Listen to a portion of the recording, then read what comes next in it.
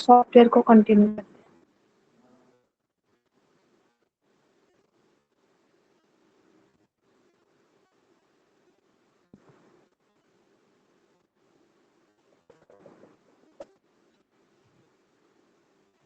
तो हमारा next topic है ऑथेंटिकेशन बेसिक्स। का मेन टॉपिक है message authentication and hash function. Okay, तो मैसेज ऑथेंटिकेशन क्यों इम्पोर्टेंट है? क्योंकि अभी लोग कोई भी आपके पीसी पे वगैरह कुछ काम करता है, आप लोग उसके जो भी लैपटॉप रहेगा फिर पीसी रहेगा उसको एक पर्टिकुलर पासवर्ड एंड यूजरनेम रखते हैं, बिकॉज आपके जो सिस्टम कभी हैक नहीं होना चाहिए, जो कॉन्फिडेंशियल डेटा है वो सेव रहना चाहिए। और जब हम लोग ट्रांजेक्शन करते हैं या फिर हम लोग दो डिवाइसेस से मैन्युफैक्चर के कम्युनिकेशन जब करते हैं तो हम लोग हमारा मैसेज है उसको इंक्रिप्ट करके फिर सेंड करते हैं ताकि जो है वो सेव रहे। ओके, ये हमारे पास मेथड है, पर आपके पास और एक चीज है कि आप लोग मैसेज ऑथेंटिकेशन चेक कर सकते हो। तो मैसेज ऑथेंटिकेशन यानी कि वो जो मैसेज आया है आपके पास या वो एक ट्रस्टेड पार्टी ने सेंड किया है, ये आप लोग क्रॉस चेक कर सकते हो। तो मैसेज ऑथेंटिकेशन या फिर एक ऐसे यूजर के पास जो वैलिड यूजर है, भी फेक आईडी से आपको मैसेज नहीं करता है, वो रहता है authentication. And next topic is hash function. Hash function जो है आपको टेबल के अंदर या फिर डेटाबेस के अंदर आप लोग टेबल क्रिएट करते हो, वो टेबल के अंदर सर्च की का जो ऑप्शन है, मतलब प्राइमरी नंबर प्राइमरी की जो आप लोग बनाते हो, वो प्राइमरी की का टेबल सेपरेटली क्रिएट करने के लिए हैश हम लोग यूज करते हैं कि आप लोग डायरेक्टली वो टेबल में जाके पर देख सकते हैं, डायरेक्टली आपका जो भी टेबल रहेगा वहां पे जाके चेक कर सकते हैं। तो message authentication and hash function हम लोग डिटेल में देखेंगे। ऑथेंटिकेशन इज अ की feature in multi user system divided up resources with the capability between the many users. It restricts the users to resources. Typical authentication is a password. तो हम लोग authentication या फिर कोई भी यूजर ऑथेंटिकेट है कि नहीं, ये हम लोग कैसे चेक करते हैं? With their user name and password. अगर उसके पास एक valid user name and password अगर होगा तो वो एक ऑथेंटिकेट यूजर है, ऐसे हम लोग कंसिडर करते हैं। तो किसी ऑथेंटिकेशन प्रोवाइड करने के लिए या फिर अगर आपको ऑथेंटिकेट बनना है प्रॉपरली वो साइट का या फिर वो एप्लीकेशन का, तो आपके पास क्या क्या चाहिए वो देखते हैं। Authentication requirement. Authentication requirement is a context of communication across a network. The following attacks can be identified. Number one, authentication requirement मतलब आप एक वैलिड यूजर हो कि नहीं, इसको आप लोग कैसे चेक करोगे? तो उसके लिए आपके पास 7 क्राइटेरियाज है ऑथेंटिकेशन रिक्वायरमेंट। सबसे पहले आता है disclosure, number 2 traffic analysis, number 3 mosque rate, number 4 content modification, number 6 sequence modification, 6 timing modification and 7 repeat. तो अभी हम लोग एक एक करके सबका एक्सप्लेनेशन देते हैं। सबसे पहले आता है डिस्क्लोजर यानी रिक्वायरमेंट, अगर आप ऑथेंटिकेट हो कि नहीं या फिर आपको ऑथेंटिकेट यूजर बनना है तो सबसे पहले आता है disclosure. This message content to any person or process not processing the appropriate cryptographic key.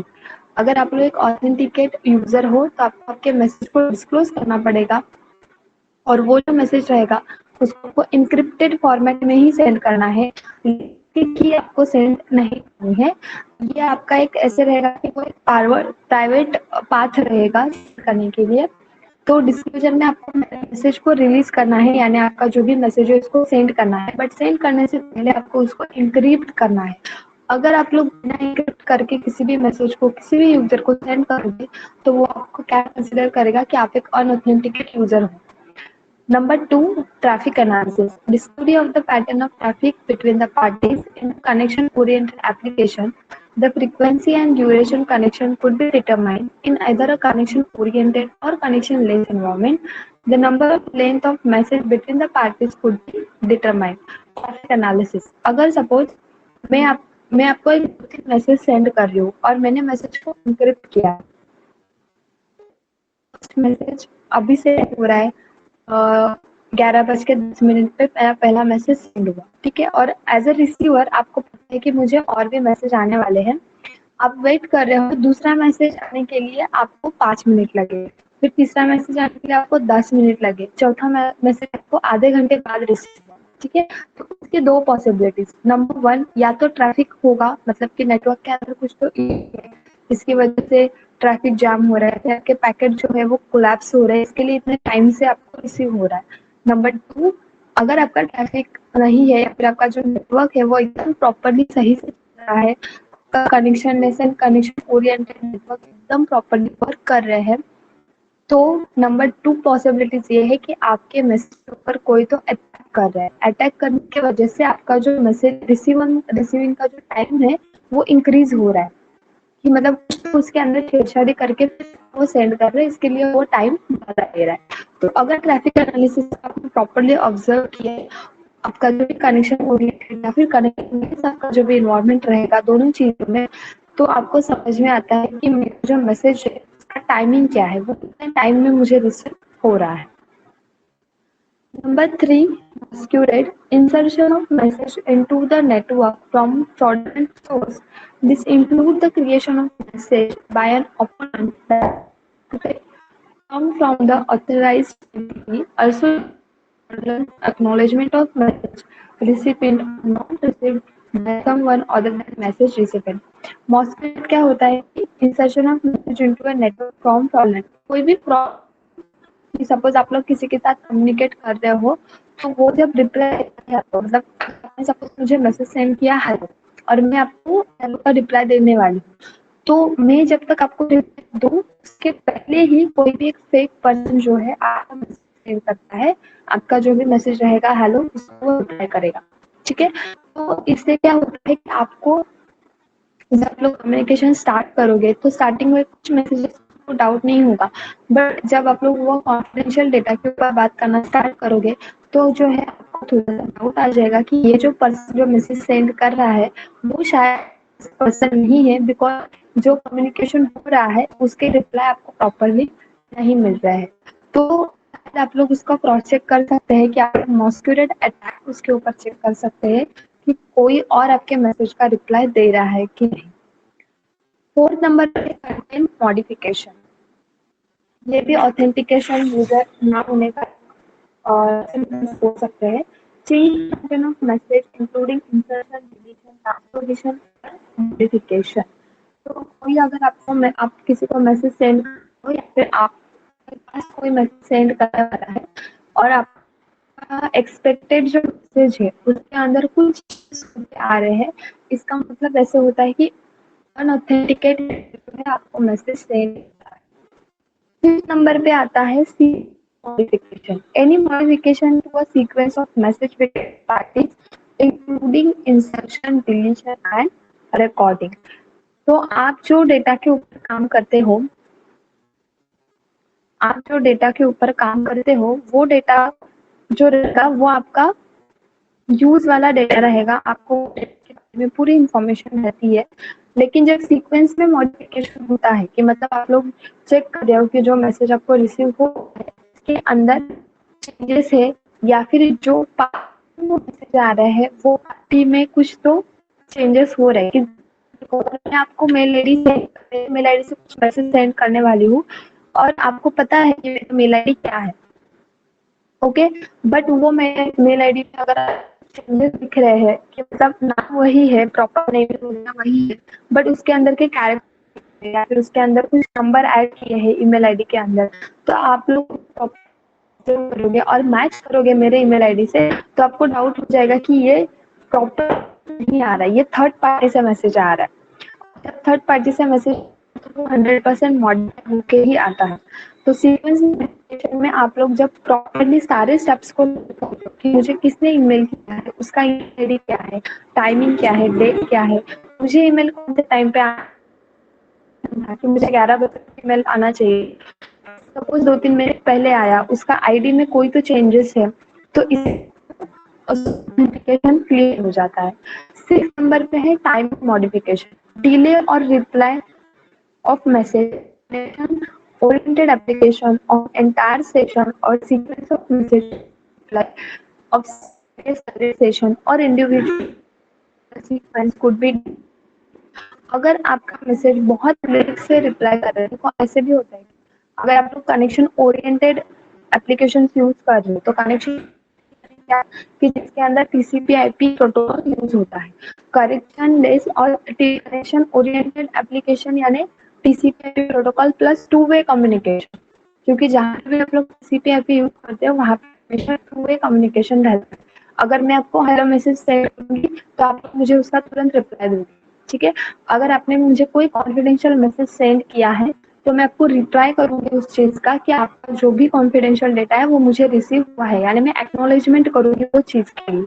अगर मेरा एक्नॉलेजमेंट प्रॉपर टाइमिंग पे नहीं आता है या फिर मेरा एक्नॉलेजमेंट ही नहीं आता है, इसकी पॉसिबिलिटी ये है कि आपका जो मैसेज है वो किसी अनऑथराइज यूजर ने रिसीव किया है, तो आपको उसको क्रॉस वेरीफाई करना पड़ेगा। आपका जो रिसीवर है वो ऑथेंटिकेट है और क्या है वो भी ऑथेंटिकेट है, तो दोनों तरफ से आपको प्रॉपर रिप्लाई मिलता है। इसको कनेक्शन ओरिएंटेड एप्लीकेशन या फिर नेटवर्क बोलते हैं। अगर आपके टाइमिंग में मिसमैच हो रहा है इसका मतलब ये है कि जिसने भी मैसेज को रिसीव किया है वो अनऑथराइज्ड यूजर है। तो ऑथेंटिकेशन रिक्वायरमेंट आपका टाइमिंग, आपका सीक्वेंस, आपका content modification, disclosure, traffic analysis, masquerade, ये सारी चीजें प्रॉपरली अगर बनती है तो ही रिसीवर समझे एक ऑथेंटिक यूजर। अगर नहीं इसमें से कोई चीज नहीं हो रही है इसका मतलब ये है कि कोई आपके डेटा के ऊपर अटैक कर रहा है। 7th नंबर पे आता है denial of recipient of message.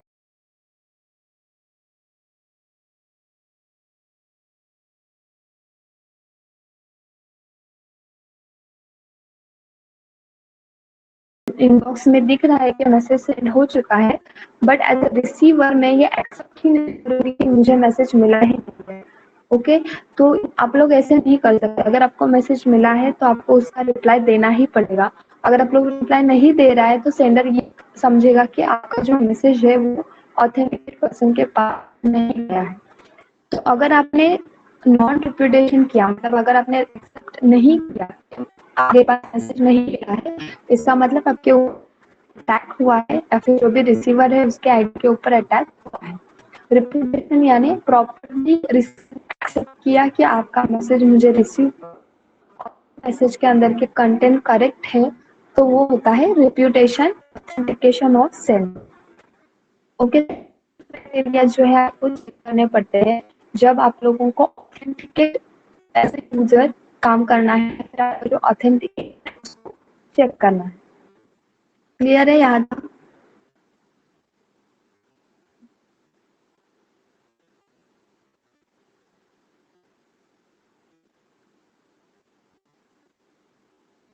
Okay, then next is message authentication function. Okay, तो अभी आपको थ्योरी में समझ में आया कि मैसेज रिक्वायरमेंट में आपको क्या क्या चाहिए। तो डिस्क्लोजर चाहिए, traffic analysis, masquerade, content modification, reputation. 7 criteria जो है आप लोग क्रॉस चेक कर सकते हो कि जो मैसेज आपको मिला है वो एक ऑथेंटिकेट यूजर ने सेंड किया है कि नहीं किया है, या फिर एज अ रिसीवर आप लोग चेक करोगे कि प्रॉपर एड्रेस या फिर उसको भी है वो सही है। बट ये सब थ्योरी करने से अच्छा अगर आपके पास स्टेप्स रहेंगे कि जिसके थ्रू आप लोग डायरेक्टली चेक कर सकते हो कि आपका जो मैसेज है वो ट्रस्टवर्द पार्टी ने किया है कि नहीं, तो उसके लिए हम लोग कुछ फॉलो करते हैं। वो मेथड्स अल्गो आप लोग ने जो मैसेज है वो क्रॉस चेक उसको बोलते हैं तो ऑथेंटिकेशन फंक्शन। 3 फंक्शंस मिलेंगे करके या कोई भी फंक्शन का यूज करके जो है आप सामने वाले का ऑथेंटिकेशन क्रॉस चेक कर सकते हैं।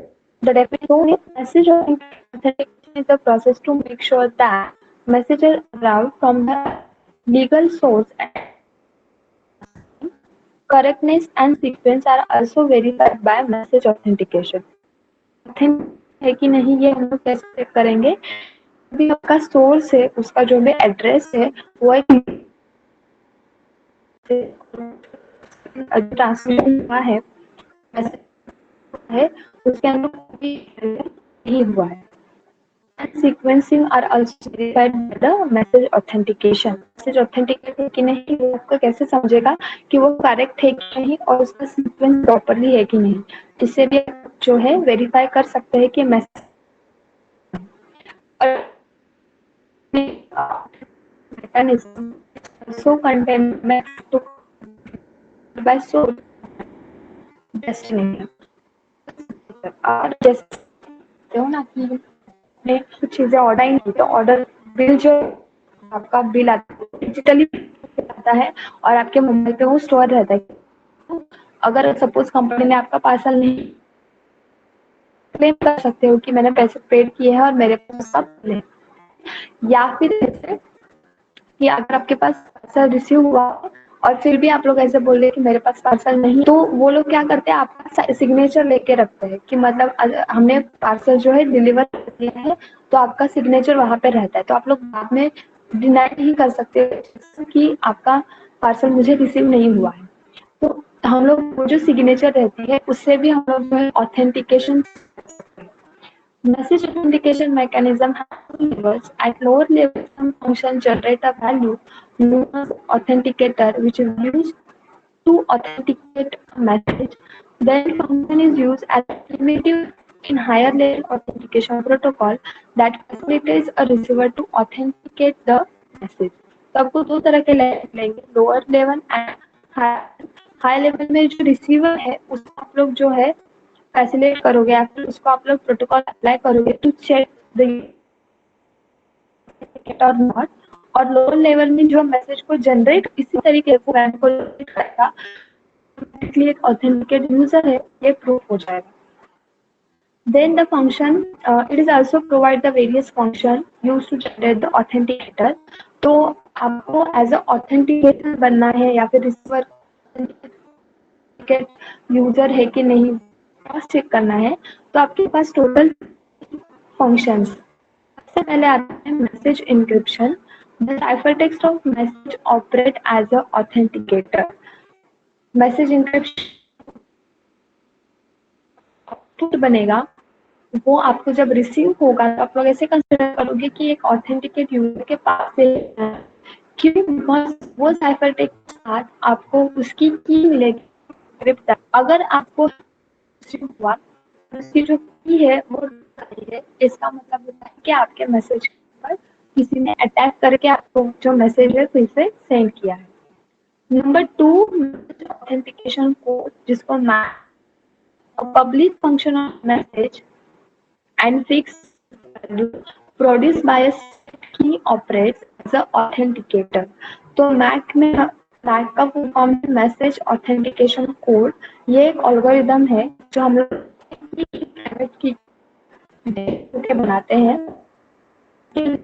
जो आपका मैसेज है उसकी फिक्स रहती है और आपको वो सेम लेंथ का मैसेज फिक्स हुआ है विद सीक्रेट की, तो आप लोग ऐसे कंसिडर करोगे कि आपका मैसेज के ऊपर या फिर number 3 function, a public function less message of any length is a fixed length hash value which operate as a authenticator। तो फंक्शन है जो हम लोग अभी यूज करते हैं सारे ऑर्गेनाइजेशन में वगैरह, क्योंकि आप चेक करोगे कि मेरा रो प्रॉपरली फिलअप हुआ है कि नहीं, उस मेरे की नहीं, ताकि मतलब अटैक ना हो। ये सारे करने से अच्छा हम लोग हैश फंक्शन यूज करते हैं। इसके अंदर की का टेबल अलग रहता है और आपका जो ओरिजिनल रहता है अलग रहता है, इससे सिक्योरिटी में मेंटेन रहती है। इसके अंदर जो होगा वो आपकी प्राइमरी की रहेगी, सबके लिए अवेलेबल रहेगी, बट आपका जो टेबल रहेगा कॉन्फिडेंशियल रहता है। तो hash function is also function whose provided the,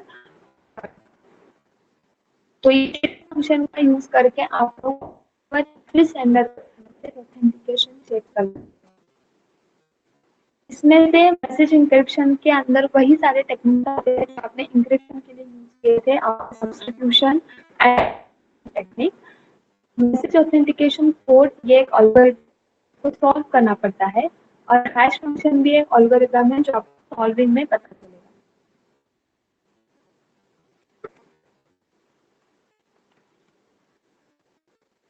अरे यहाँ तक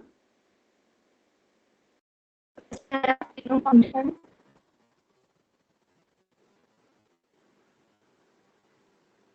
तो hash function and math algorithm ये हम लोग देखेंगे नेक्स्ट लेक्चर में। और इसके बाद ये दो फंक्शन, ये दो एल्गोरिदम, इसके बाद फंक्शन ये रहेगा ये चैप्टर का लास्ट टॉपिक। और इसके में डिजिटल सिग्नेचर, यानी लेक्चर में जो है ये वाला चैप्टर और ये वाला सिलेबस खत्म हो जाएगा।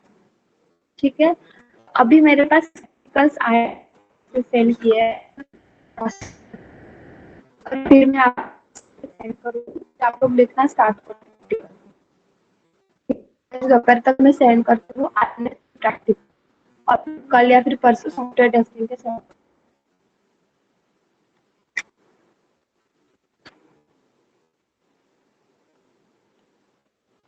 ओके, समझ में आया कैसे है? तो आईएलटीएस के प्रैक्टिकल जो है वो आपको डायरेक्टली एज इट इज लिखने पड़ेंगे, बिकॉज कि अभी आपके जो चैप्टर है इसके अंदर दो चैप्टर खाली बाकी है।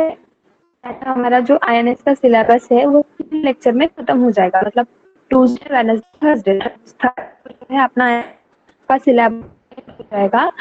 देन आज दोपहर में आपको मैं प्रैक्टिकल सेंड करती हूँ आईएनएस के, वो आपको डायरेक्टली लिखने होंगे कैसे लिखने हैं वो। फिर उसके बाद सॉफ्टवेयर टेस्ट सेंड करूँगी। ठीक, अभी आवाज आई क्लियरली?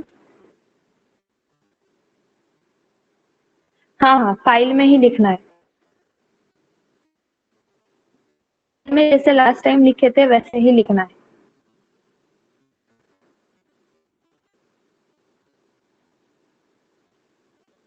तो थर्सडे तक अपना आईएनएस खत्म हो जाएगा, उसके बाद आप लोग या फिर आज से ही जैसे आपको जमेगा प्रैक्टिकल लिखना स्टार्ट कर दो। ठीक है, जितना जल्दी हो जाएगा आप लोग फ्री हो जाओ।